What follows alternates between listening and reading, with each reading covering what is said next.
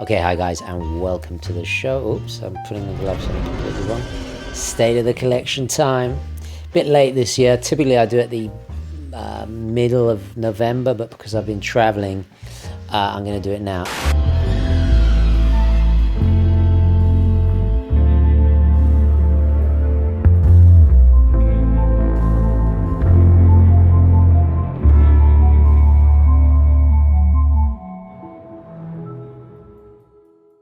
State of the collection time.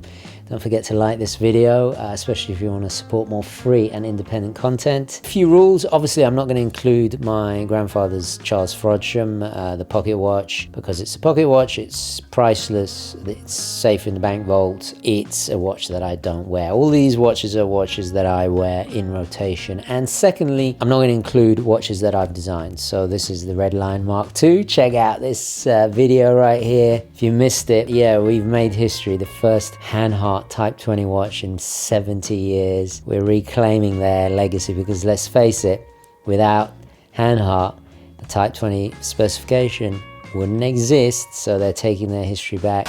Right, let's get on with it. What's first? Okay, the Grail Subby. Let's start with the Grail Subby. There it is. We've gone full circle with the Submariner. This is the two-liner, transitional two-liner, new old stock, absolutely immaculate. The 14060. I started this channel, if you recall, with the ceramic date. That was my grail for my 30th birthday. I grew out of it. I then went to Tudor with the Tudor Submariners, very similar to scale to this, and then I borrowed a 5512 or a 5513, and that got me lusting after a no date. I did have the bluesy for a while. I've owned so many Submariners. I've kind of gone full circle. Then I got this. My mother, you know, rest in peace. If you missed the video, I'll add a link here. One of the toughest videos I've ever recorded. She wanted to leave me something that I would wear every day. We looked at a ton of watches. She always loved the Sub. There's the inscription that she chose to have. Tristano, sono sempre con te, ti amo, tuo Magno. I think it's a wonderful way to commemorate somebody, and ti voglio bene, mum. I know you're watching. I know you're watching. Wearing it on the bracelet. I'm not really a bracelet guy, to be honest. Dying to put it on a later strap or something, but I guess because I wanted to keep it like it was in the unboxing, I have been a little bit scared to take the bracelet off, but I think I'm going to now. So this is the 18238 double quick set.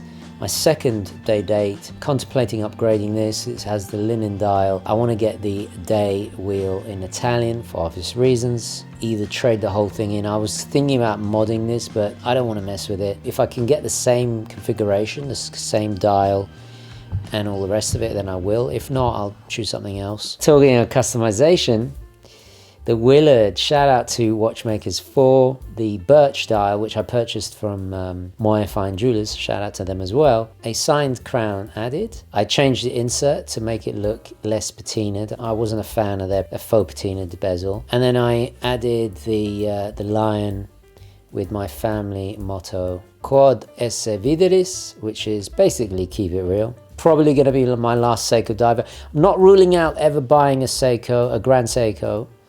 And if I do make that pilgrimage to Japan, I will probably commemorate it with a watch. Ticks all my boxes. I just love this case. I put it off for years because I always thought, oh, it's so big, you know, and cumbersome. But really, it's kind of lugless and fits even the smallest wrist. So I love the history. I love the cinematic reference of obviously Willard, you know, all of that stuff. Seiko's become a bit of a perfidious, different brand these days. You know, it's not as relatable as much. It's kind of lost its touch. So that really is the last of a generation for me. Now this, I got to admit, I didn't buy really to own. I wanted to experience it. An amazing story. Check this video out. I'll add a link here. The Khaki Sub, a lost gem from Hamilton's past. And this was made specially for the US Special Forces. It just feels a bit wrong, me never serving in the US Special Forces, to own it. But shout out to Jim, who's going to purchase it for his son, who is in the Special Forces. So at least it's going to the right home. I bought it mainly just to experience it, and it's a wonderful, wonderful piece of horological military history from Hamilton. I really want to own a Hamilton, and actually that brings me on to the next watch, the Nevada Grenchen, the F77 meteorite dial. This is on the chopping block as well. I'm going to consolidate, I can never remember how to say it. This scratches the Royal Oak itch for obvious reasons. I love that meteorite dial, the titanium, incredibly comfortable. But I've been waiting for them to come out with a strap for this, and they were going to, and then they changed their mind. I don't know. I love the Antarctic. I think that's a wonderful watch, but this brand has kind of like lost its way for me as well. So what I'm going to do, I'm going to consolidate, sell both of these on the chopping block and go for the Ventura. That way I have a Hamilton in the collection. That skeleton new one that they've come out with, I forget the name, I'll put it on screen. It's so sexy, one of my favorite releases of this year. So I'm gonna buy that. Hamilton is a brand that means a lot to me, as you can probably tell. The Ventura ticks so many boxes. Design-wise, it's got their horological history with it being first electronic watch for them, and then Elvis, and then this new kind of brutalist, Denny's Lasden-esque. It's just, yeah. So I'm gonna get that. Talking of the 60s and 50s, yes, I've just done a video about this. If your favorite watch content creator is not talking about it as the most important release of the year, they are doing you an injustice, because the 314 is an amazing, I mean, this is a landmark moment in horological history. Compared it to my 214, this is a vintage Richard Rogers setup. I'm very, very proud of it. I wish I could remember what strap this lizard thing is, but unfortunately it's not signed. It doesn't matter. That's definitely a keeper. That is definitely a keeper.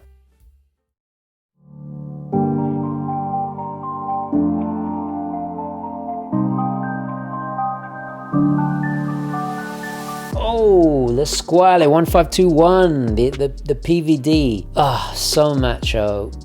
You know, they made this case originally for Blancpain, who then got issued to the Bundeswehr. So this PVD has a nice kind of fitting nod to Squale's own military history, and shared with the fact that they made it for Blancpain. It's so interesting how, first of all, this 42mm diameter watch wears so much smaller due to this Capo Lavoro design by Von Buren, that angular case, and then this kind of flat surface here for the ergonomics, the way they did the crown, everything about it. I just love it. It's just absolute pure class. And the other interesting thing is, you know, it wears smaller because of the case design, but then it's fascinating to me how different this is to the Azzurro. The Azzurro, with the change of colors, la cassa tutto lucidato, you know, all polished, so different. It's amazing to think it's the same watch. Whereas this one looks like it's there to kick culo and chew bubblegum, you know. And I'm all out of bubblegum. Yeah, absolutely love this piece. Still think about the Azzurro. My mother was a big fan of the Azzurro. She was like, why didn't you buy it back, darling? Anyway, talking about hard as nails. Oh, there it is, the Mudman. There it is, the stopwatch is going. I just love the functions on this, the functionality. I love the little things like setting up that 5-second timer when you're doing exercise. Look, there it is. And we're off! I just love that. The setup with the 5 buttons, the asymmetrical design, everything about it. You cannot find a tougher watch under $100. That is fact. The mud resistant technology. I've done a video all about this. Still seeing a lot of action in that watch. As you can probably tell, it's quite dirty. Then we have the complete antithesis. My third grail watch. Yeah, the Breguet, look at that. Oh my gosh. Che meraviglia, ragazzi. My own numbered watch that I have owned from new. First time I've ever bought a luxury watch of this level. What is there to say that I haven't said 1,000 times? I wore it at Thanksgiving, I'm going to wear it at Christmas, going to wear it on my birthday when I go to the opera. Just love it. Just love it. Look at that. So this was my third grail. My first grail was the Submariner, which I've now upgraded. The original date ceramic for my 30th birthday, then I traded it in for this one. My second grail was the Red Lion Mark 1. The first time the 417 came back in 39mm in steel. One of the most important moments of my life. And this was my third grail to celebrate 10 years of the Urban Gentry. My plan is this: when I turn 45, I'm going to get my fourth grail, which I haven't decided yet, leaning towards either a World Timer or the Ellipse, which we'll discuss in a moment. And then when I'm 50, my fifth grail, and then I sell everything and have only 5 watches, a grail only collection. That's the plan. That is the plan. But in the meantime, I'm going to enjoy these. So what's next? What is next? This is my GMT Master 2. Incredibly useful. I saw somebody online, I can't remember who it was, they said, oh, they don't see the point of GMTs, they're not very useful. I couldn't disagree with you more. That person probably doesn't have family or business overseas, but this to keep track of London, GMT incidentally, or family in Italy, so useful. Mi porta fortuna quando viaggio, never leave home without it. And yeah, it's on this awful jingly jangly jubilee, actually probably the only bracelet I really enjoy. What is next? The Janeiro, the Tissot 199. This is a genius move by Tissot back in the 90s. This was before the vintage inspired trend. 37mm. This pays homage to an era when Tissot made watches with Omega back in the 30s, progenitor of the Speedmaster. As you could probably tell, it has a lot of the traits. Very busy, very Art Deco. I've got it on a collar. This is the ostrich, and I just think this combination is absolute magic. And an Italian strap for a watch that has quite a controversial history. If you don't know why it's called Janeiro, have a look at that video. It's a fascinating story. It's very clever that what they did, because they could have called it after the person who famously wore it, who made that record-breaking flight from Italy to Rio, which it's named after. They didn't name it after him because, I mean, they would get cancelled with the quickness, even back in the 90s, before cancelling was a thing. A really interesting story. I love it. I'm a big history buff. I love 1930s design. For me, it's not a problem who wore it or the original.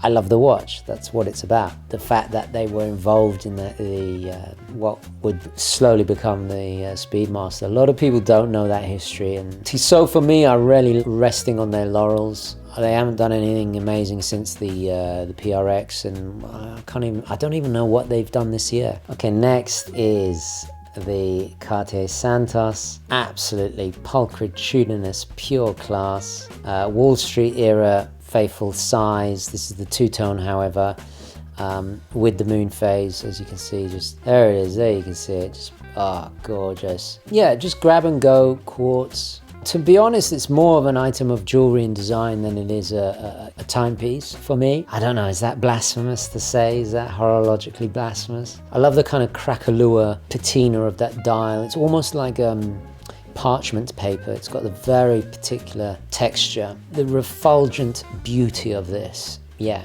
just wonderful. I really need to wear this more. Attorney General Marcos today approved the ED-209 for deployment in 5 American cities. 3種の洗浄モードが新しい洗浄便座ビューティートワレ。ソフトクリームの上だけ。Pakistan is threatening my border! That's it, Buster. No more military aid. Nuke 'em. Get them before they get you. Are you obsessed with watches? Do you like to travel and need to take a few timepieces on your adventures? Maybe you're fed up with cheap imitation leather that falls apart, embarrassing you in front of your watch enthusiast friends. Well, you don't have to look like a cretinous fool any longer, because here at Gentry Labs, we've teamed up with Germany's finest watch strap maker to bring you the perfect watch case.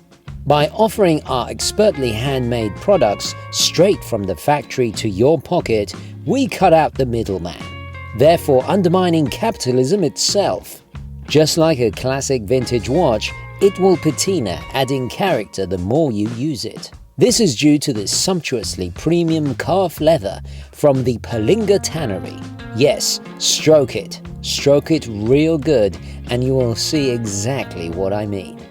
Expertly stitched to last lifetimes, this handcrafted case is compact enough for your pocket, but still large enough to protect 2 watches. We even added an external pocket for extra tools or straps. The metal reinforced latch system is secure and designed in a way not to open accidentally when you take it out of your pocket. Because the last thing you want is that expensive Grail watch that almost caused you a divorce falling out and hitting the floor. Each watch is then tested for robustness by our very own Shakespearean-trained celebrity star of everyone's favorite dinosaur franchise. Yes, that's right, even the terrible sequels. If it can survive those teeth, it can handle anything. The luxurious Alcantara interior is soft, supple and ideal for protecting delicate surfaces. The padded inner section can be used to wrap a watch around too, so the bracelet does not scratch itself when stored. Luxury quality but affordably priced, and free of any tacky designer branding that makes you look like you are desperately lacking your own identity. A classically elegant traditional style that reeks of old money. The perfect upgrade or gift for any EDC. And remember, if it's not by Gentry Labs, it sucks. So don't suck. Buy it now. I'm Hugo Mountbatten, and I approve of this message. Well, as long as the check clears. Ha ha ha ha ha ha!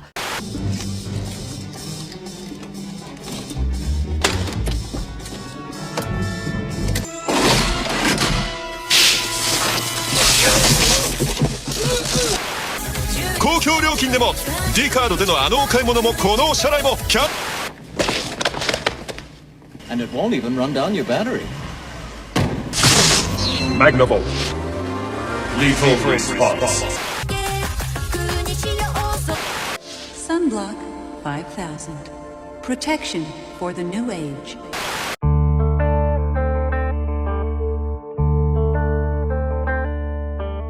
What's next? It's still here. This is the White Shadow from Universal Geneve. These were such an amazing price. They've exploded. This has that sunburst dial. Gerald Genter's most underrated design, in my opinion. Inspired the Patek Ellipse, which came out a couple of years later. And incidentally, they not only were inspired by Genter's work for UG, but also they hired the same engineer who did the micro rotor for this, and I've done another deep dive on it. And that micro rotor became the 240 of Patek and saved the brand in the quartz crisis, or the post-quartz crisis. Because if you look at most Pateks, it's the backbone of most of their movements. Compare side by side to this micro rotor, architecture is identical because it's designed by the same person. It's just literally, Patek kind of nabbed him. He went and worked over there after doing all the real labor for Universal Geneve. It had the record of being, I think, one of the thinnest automatic movements for a while, until Piaget, of course, took that crown. This is steel, by the way, this steel bracelet.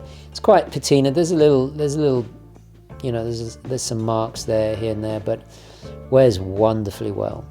And you'll notice on the intro. It stops me wanting the homage of this, the Patek. Sorry Patek. What's next?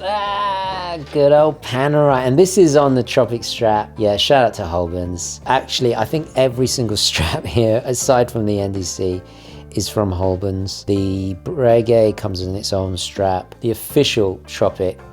Why is it not focusing? Come on, focus. Come on, there we go.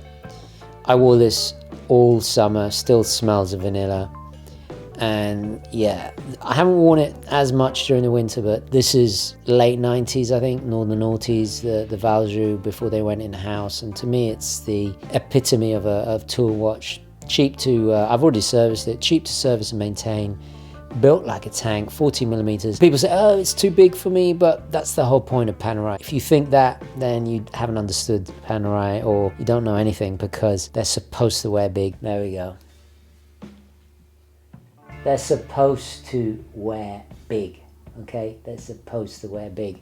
Of course, it's still got to be fitting to your wrist. I'm not going to be able to get away with a 44, but this 40, they still go for an absolute bargain. And you can see I've scratched it up. I've beaten this, as you should. I love the Luminor. I wore this when I went back to that very special trip back to Florence. Then we got the, I did a video on this recently. I haven't traded it in for the manual wind. I'm just going to stick with this. It makes no sense financially, but yeah, this is the Geo PanoMaticLunar.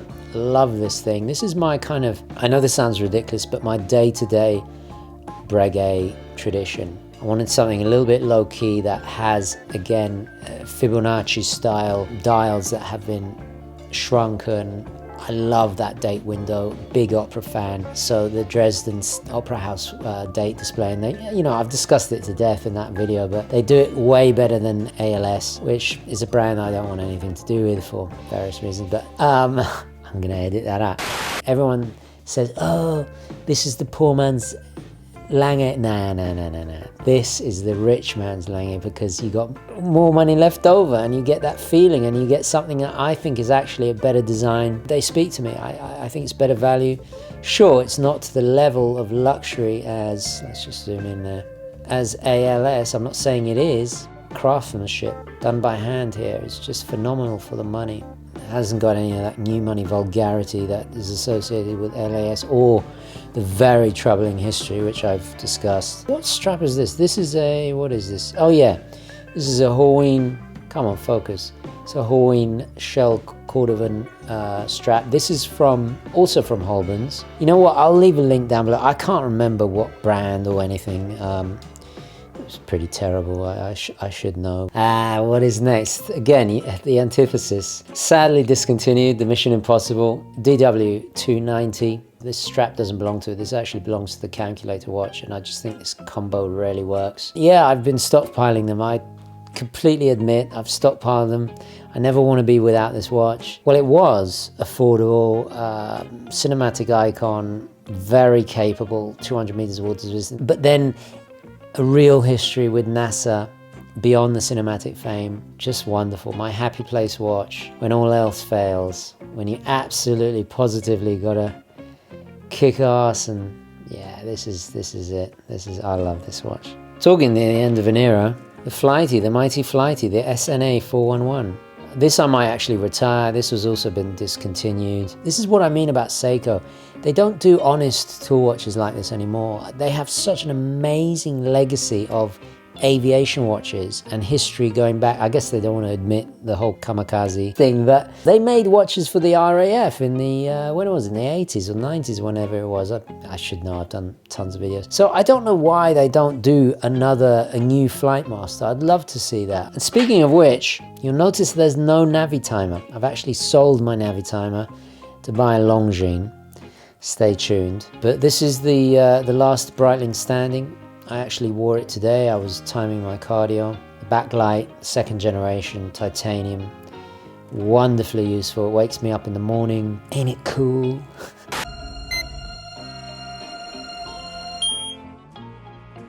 Very few people are going to get that reference. And again, on the Tropic, this time the olive, I just think it complements it. These I'll put in the Amazon store. These are fantastic. Yeah, it's just the business. To be honest, this kind of stole my heart away from the Navitimer, because I can actually use it. You know, I use my watches. The Navitimer, yeah, of course I can wear it, but I couldn't read it anymore because I require glasses. All these other watches, with the exception of the Santos, I can read. So, well, maybe not the Janeiro. I'm gonna do another video on this. I think the Aerospace is a 90s classic. You're out of your mind. Ain't it cool? And again, yes, it's oversized, but it needs to be, because it's a tool for a job. I feel like Jason Statham there. It's a tool for a job.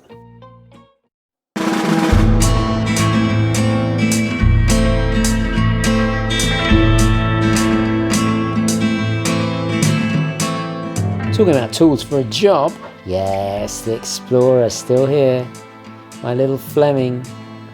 Darling little Fleming, I put the inscription on the back, certify it as a keeper. This is on the Fluco. This is, again, a lot of Fluco. Well, I've designed products for them because I love them. I think they're the best. So when there's a brand that I personally buy, I deem worthy of recommending to you, doing the cases with them was just, again, an honor and a pleasure and a dream come true. I do like olive straps. I don't know if you noticed, but it's a wonderful, especially with black dials. There's something so tool-tastic, so kind of no-nonsense. Ain't it cool? By no means least, the Vixar, the original Type 20. I bought this during the summer, during my visit to the factory from D, shout out to D, and I'm going to donate it to the museum. I bought it because I knew this was coming. I want them to own it. I feel it's an amazing piece of their history. I actually painted in the little marker there, red paint. Hanhart were the second brand to make Type 20s for the French Air Force post-war, but this design language is totally Hanhart's. Actually, in the Breguet Type 20 book, they talk about being inspired by Hanhart. This is kind of reclaiming that history. But because of war reparations, they had to make it under a different name, Vixar, hence Vixar. Yeah, it's on the collareb. This actually, the bunt section is from Hanhart for the preventer that I designed. So what I'm going to do, I'm going to take this off the Vixar, I'm going to put it on mine to get that Steve McQueen vibes. Che sprezzatura, ragazzi, che sprezzatura. I'm going to stay around, I think, 20 or so pieces. I think that's the amount, but like I say,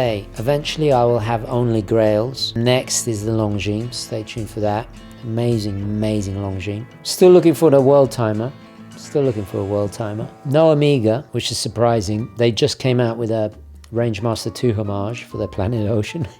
Very interested in Gerard Perregaux. Quite like ball watches. Again, I like the underdogs, you know. And Piaget Protocol is certainly calling me. But I'm just going to buy what I like for the moment. I was all about, you know, purging and reducing it to like 12. Or, nah, I'm just going to buy what I wear and enjoy. And then eventually, I think 10 years from now, I will just have grails. If I live that long. If I live that long.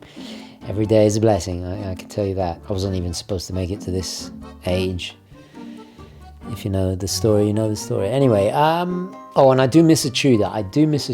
If I can find a Tudor date or a Prince day or however they call it the other way around, right? With an Italian day wheel, I'll get that. 20 pieces, 3 are going, 1 incoming, and then I start the hunt for the next grail. I am very happy. This is my best collection yet, in my opinion. Anyway, guys, I'm going to leave it there. Don't forget to like this video, especially if you want to support free and independent content. I'll catch you in the next one. Thank you for watching. Onwards and upwards. Ciao.